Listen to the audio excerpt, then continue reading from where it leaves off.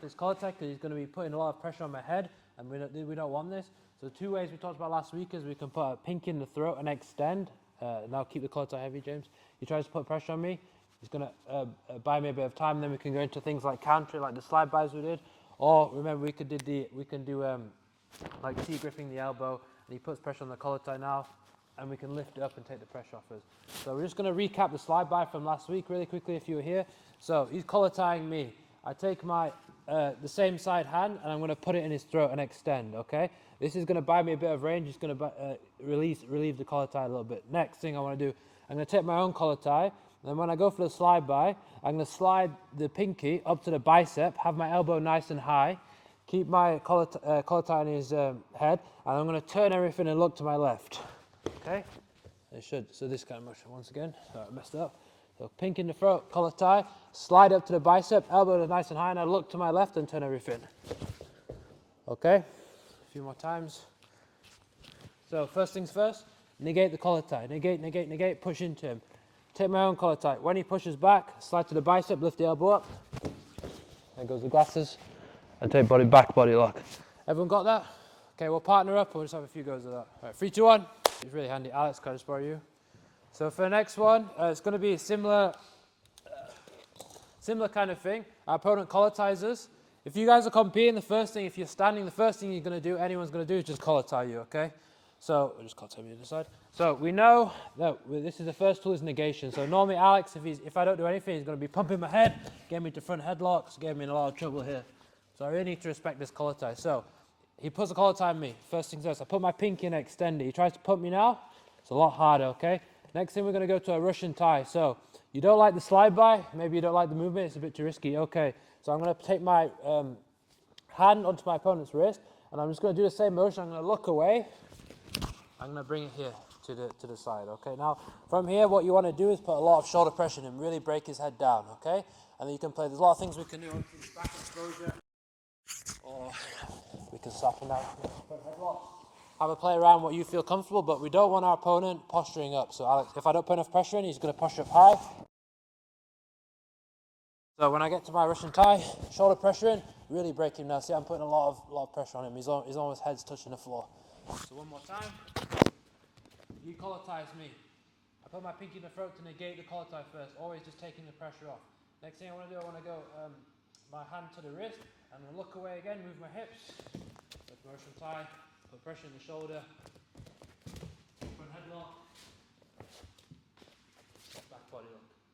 Everyone okay with that? I'll come around. All right, ready? 3, 2, 1. Negating the collar tie is really important that you understand this, because the first thing that anyone's going to do in a wrestling exchange, you're both going to be collar tying each other like this. You see it all the time.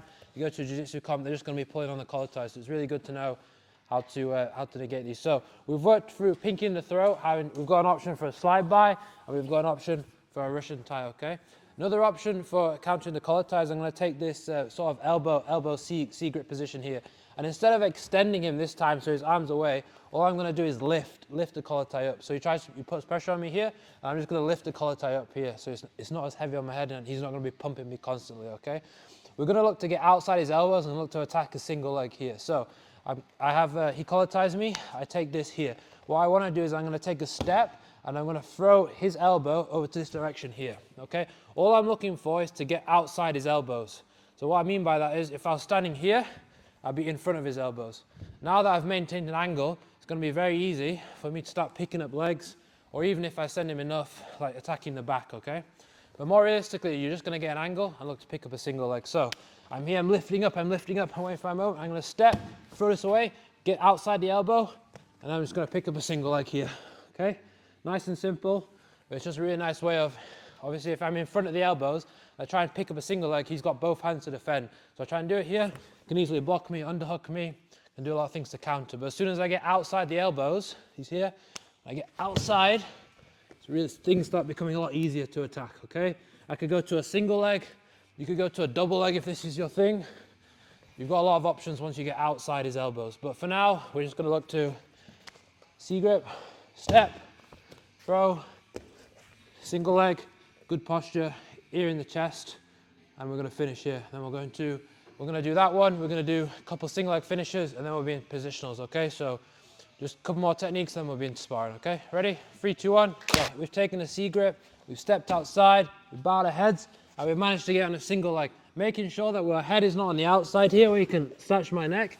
I want my head on the inside, and I want a good posture. I don't want my head down here because he can still guillotine me and still just push it down. I want my ear connected to Alex's upper chest, and I've got quite good posture here, okay? So he tries to push my head down. I can stay quite comfortably here. I'm in a little bit of a squat. I don't want my back rounded. I'm in good posture so I can off balance him, okay? We're gonna work with a simple A-B system of how to finish the single leg, okay? So if his leg's in the middle, what I really like to do is I'm gonna lift up his knee, and then I'm gonna take a step to the outside, and I'm gonna lift everything up, and I'm gonna lift his leg nice and high, okay? From here, I'm gonna take a big step to my right, and I'm gonna look to tap his ankle down to the floor. So one more time. So we get into our single leg.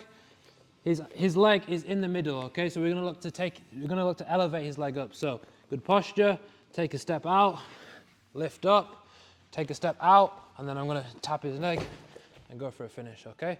That's the first one, if his leg's in the middle. If his leg, so this time what some people do, on the outside, the side. So his leg starts in the middle, so I mean I've got it here, but what Alex sometimes does to defend is he's gonna swim his leg to the outside here. In this system, I'm gonna look for a knee tap. So I'm gonna let go with the arm that's on the inside, and I'm gonna look to go to his knee, and I'm gonna look to run everything to the floor. Okay? So one more time. Here, swimming to the outside, grab the knee, and I rush everything to the floor, finish my takedown. Okay, so simple A-B system, leg is on the inside, we're looking to elevate his leg and ankle tap. If he swims his leg to the outside, we're looking to take the far knee and knee tap him down. Everyone got that one? Cool. 3, 2, 1.